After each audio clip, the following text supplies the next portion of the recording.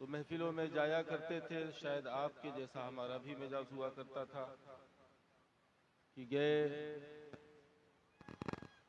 दिल से घर से इरादा यह था कि जा रहे हैं, कुछ सुनेंगे, कुछ समझेंगे, कुछ सीखने को मिलेगा।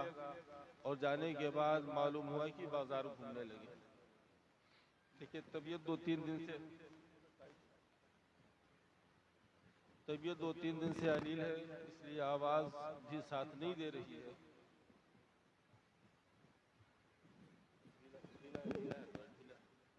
हाँ, बस टाइम।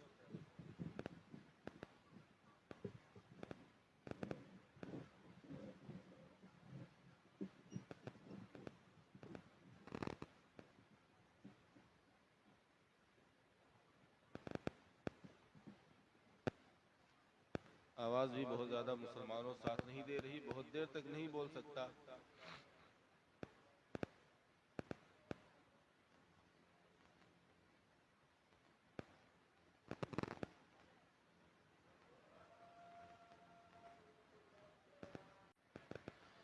दुरूद पाक पढ़ लें। अल्लाहुम्मा सल्ली अला सय्यदिना शफीअना हबीबना मौलाना मुहम्मद व बारिक वसल्लिम अलैहि सल्लल्लाहु व सल्लम अलैका या रसूलल्लाह सल्लल्लाहु अलैहि वसल्लम। हज़रात, आप लोग उर्स में आते हैं, अच्छी बात है, मगर आप लोग बजाय इधर उधर वक्त गुजारने के उर्स की तकरीबात में पूरी तरह से शिरकत किया करें। कल रात आधे से ज्यादा जलसगा खाली पड़ा हुआ था और पूरी रात प्रोग्राम चलाया गया। नामालूम यहाँ आने वाले लोग क्या कर रहे थे। और इस वक्त भी मुझे जैसा लग रहा है कि सिर्फ हम लोग जो जमा हुए हैं तो सिर्फ कुल के लिए ही जमा हुए हैं, अक्सर व बेशतर।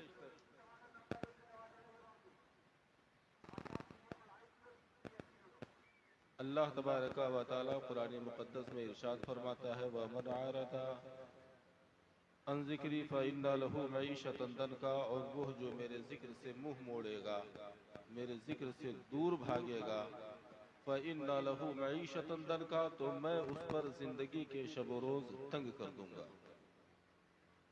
हजरात, आज दौरे हाजिर में हम ये समझते हैं कि हम बहुत ज्यादा मालो दौलत कमा लेंगे तो शायद हम खुशहाल हो जाएंगे,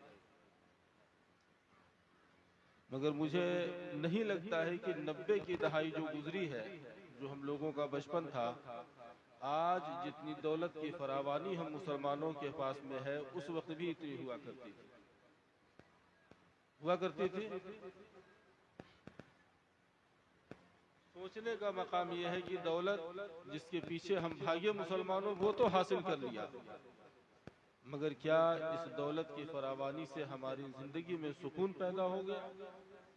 तो मुसलमानों, हमें सुकून हासिल न हो सका क्योंकि हमने अपने रब के अहकामात से मुंह मोड़ लिए। तो खुदारा, आप आते हैं उर्स में, अच्छी बात है। उर्स की पूरी तकरीबात में आप शिरकत करें और खुद और अपनी मुहर्रमात को आप ये ताकीद करें कि वो भी आती हैं, तो वो अपने आप को ज़्यादा कोशिश करें कि पर्दे में रखें और शरीयत के हुदूद की पाबंदी करने की कोशिश करें। उर्स है, इसे उर्स रहने दें मुसलमानों, इसे मेला न बनाएं। बड़ी तकलीफ होती है। वाह वाह वाह, क्या बात है, सुभान अल्लाह। चूंकि उर्स फैज लेने के लिए होता है मुसलमानों, हम कुछ कार्य सवाब करें और फिर उसके साथ में गुनाह करें तो फिर हमारा वो सवाब किस काम का है? उर्स में जाना ये हुक्म शरा नहीं है मुसलमानों, ये हुक्म शरा नहीं है कि मतलब बिल्कुल फर्ज है कि उर्स में जाना है, ऐसा कोई हुक्म नहीं है। मगर हमारी औरतों को पर्दा करना है, ये शरीयत का हुक्म है जो हम पर लाजिम है। अच्छा है, सुभान अल्लाह सुभान अल्लाह सुभान अल्लाह सुभान अल्लाह। दूसरी बात, आप आते हैं तो आप यहाँ बाजारों में टहलते रहते हैं, सिर्फ टहलते रहते हैं, किसी को नहीं फिक्र है कि लाओ थोड़ा देर कुछ सुने, हमें क्या बताया जा रहा है ताकि हमें उससे कुछ नसीहत हासिल हो सके मुसलमानों।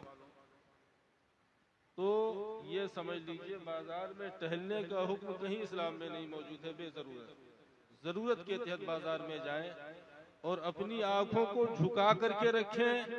ये हुक्म शरा आपके लिए है। अगर आप आंख उठाकर गौर से किसी गैर मुहर्रम औरत को देखोगे, इसका जवाब देना पड़ेगा। और एक बात याद रखो मुसलमानों, हम अगर अच्छे नहीं हैं और फिर हम ये उम्मीद करें कि हमारी औलाद अच्छी हो जाएगी, तो ये हमारी सिर्फ और सिर्फ खाम ख्याली है। मुसलमानों, यहाँ पे ज्यादातर लोग बिहार के मौजूद हैं। मैं चंद दिन पहले मैं बिहार सफर में था और जुमा की मस्जिद में जबरिया लोगों ने मुझे खिताब के लिए खड़ा कर दिया। मैंने कहा था सीवान के मुसलमानों से, और आज इस उर्स में मौजूद हर मुसलमान से बता रहा हूँ कि आप अपनी औलाद को अगर जायज कमाई खिलाओगे तो आपकी औलाद नेक होगी, और गैर जायज तरीके से आप कमा करके अपनी औलाद को सोने चांदी भी खिला दो ना, तो याद रखना वो आपकी वफादार नहीं हो सकती।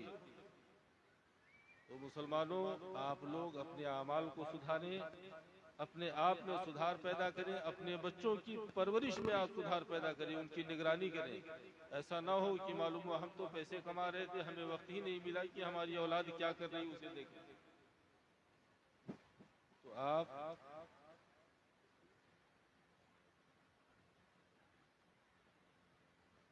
आप लोग उर्स में आते हैं तो उर्स को उर्स की तरह से आप लोग मुनक़िद करें। उर्स में बस आप आए, उर्स की तकरीबात में शिरकत करें और उसके बाद उर्स ख़त्म हो, अपने घरों को रवाना हो जाए। फजूल इधर उधर टहल करके मुसलमानों कुछ भी नहीं हासिल होने वाला है।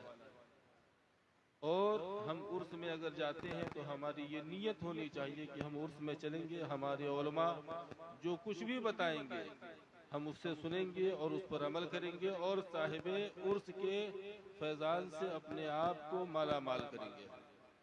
रब्बे कदीर की बारगाह में दुआ है, रब्बे कदीर। और आप लोग नमाज की पाबंदी जरूर करें। अगर आप ये समझते हैं मुसलमानों कि सिर्फ मुरीद हो जाने से, बिरादर कबीर ने कह दिया तो बोल दे रहा हूँ वरना मैं ये जुमला बोलने वाला नहीं था। अगर आपने ये समझ रखा है कि मुरीद हो गए और पीर साहब जन्नत में लेके जाएंगे, मैं कहता हूँ पीर साहब से पूछो, पीर साहब आप जन्नत में जाओगे? मैं कुछ नहीं कहता, मैं ये कह रहा हूँ आप पीर साहब से पूछो कि आप नमाज पढ़े नहीं पढ़े वो बाद की बात है। आप पीर साहब से पूछो कि पीर साहब आप जन्नत में जाओगे, देखो क्या जवाब देते हैं। ये किस अक्लमंद ने बता दिया कि आप मुरीद हो जाओ बगैर कुछ किए जन्नत में चले जाओगे? वो कौन अक्लमंद था? वो कौन अक्लमंद था जिसने ये बताया कि आप मुरीद हो जाओ और जन्नत में चले जाओगे? अगर जन्नत इतनी आसान होती मुसलमानों,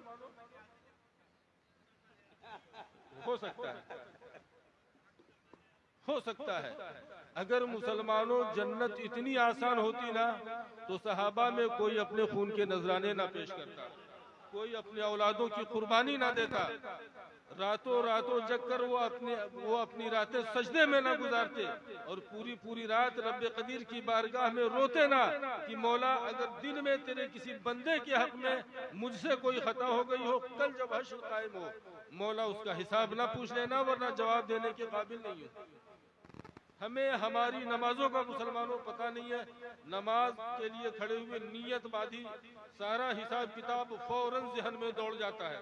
सारा हिसाब किताब जो याद था वो भी और जो भूला था वो भी याद आ जाता है। और 3 वक्त की नमाज पढ़ करके हम कहते हैं जन्नत हमारी है, और कुछ ऐसे हैं कि कहते हैं कि मुरीद हो गए तो फिर नमाज क्यों पढ़ना है? तो मुसलमानों भूल जाओ, अगर इस तरह का आपका ख्याल है कि मुरीद हो गए तो नमाज नहीं पढ़नी है तो भूल जाइए, फंस जाइएगा। पीरो साहब नहीं आने वाले हैं कब्र में, जाएंगे पीर साहब।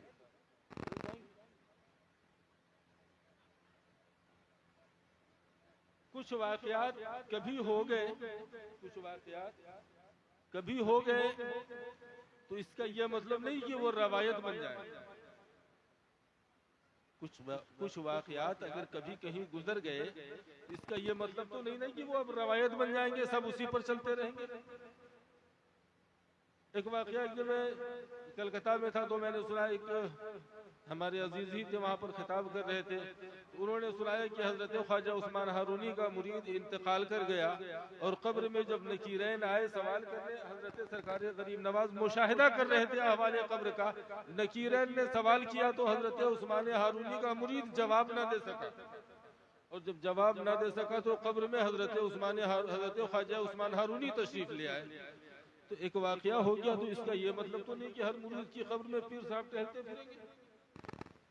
फिर उसका क्या होगा? वो जो सुनते हैं कि हजरत सरकार गौसे पाक ने फरमाया कि वो जो तारीख नमाज हो उसे मेरे कब्रिस्तान में दफन न किया जाए। तो मुसलमानों, आप गलत फहमी में ना रहो, आप अपने अमाल को सुधारो और खुसूसन नमाज की पाबंदी जरूर करो। और जो लोग ये कहते हैं कि मसरूफियत की वजह से नमाज नहीं पढ़ पाते, तो मैं आपको बताता हूँ सारी मसरूफियत छोड़कर आप नमाज पढ़ो और दिल में ये इत्मीनान रखो कि वो काम जिसे छोड़कर मैंने नमाज अदा की है, रब्बे कदीर मेरा वो काम भी पूरा करा देगा। और अगर मजबूरी की बुनियाद पर नमाज छूट जाती है तो मुसलमानों, जब वक्त मिले उसे कज़ा पढ़ करके पूरा करो। रब्बे कदीर की बारगाह में दुआ है, रब्बे कदीर हम तमाम हाज़रीन सामीन को 5 वक्ता नमाजों की पाबंदी की तौफीक अता फरमाए, आमाल सालिहा की तौफीक अता फरमाए। अस्तगफिरुल्लाह रब्बी मिन कुल्लि ज़ंबि व अतूबु इलैहि व आखिरु दअवाना अनिल हम्दुलिल्लाहि रब्बिल आलमीन। अस्सलामु अलैकुम।